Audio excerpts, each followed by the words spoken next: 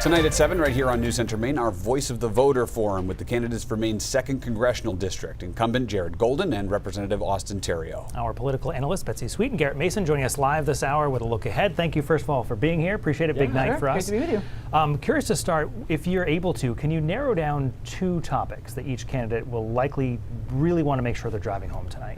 And we'll start with you, Betsy. Well, I think that both of them are kind of driving to the middle, right? So Jared is trying to say, hey, I'm not a pure Democrat. I'm more independent.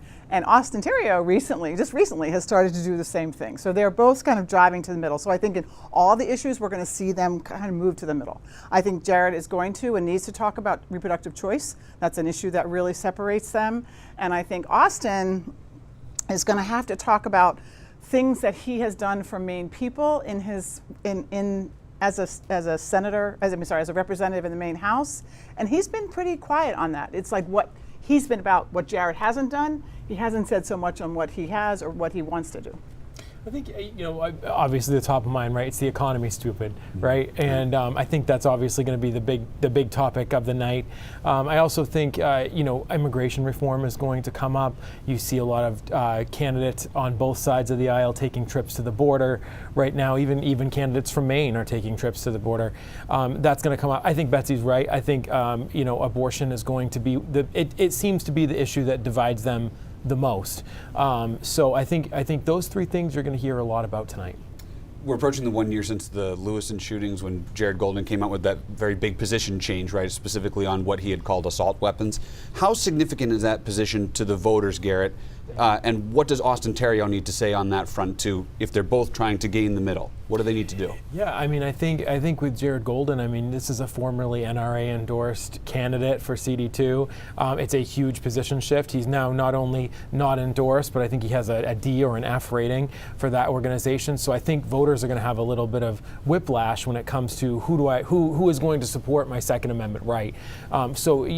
Jared has done an okay job of just being honest. He had a change of opinion, and that's the way it is. Austin, for his short career in the legislature, has been pretty standard on the issue on the Republican side, but it isn't a new issue that divides them. But Congressman Golden has done a pretty good job of kind of explaining his decision to the masses, but he's got a lot of explaining to do.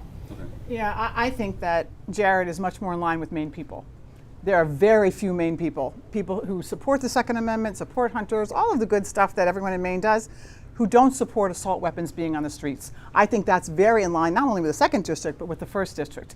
What Austin has said, Representative Theriault, is that it's all about mental health, right? So the problem with that is when Austin had a chance to vote to increase mental health funding for Lewiston specifically, but also for the state, he voted no.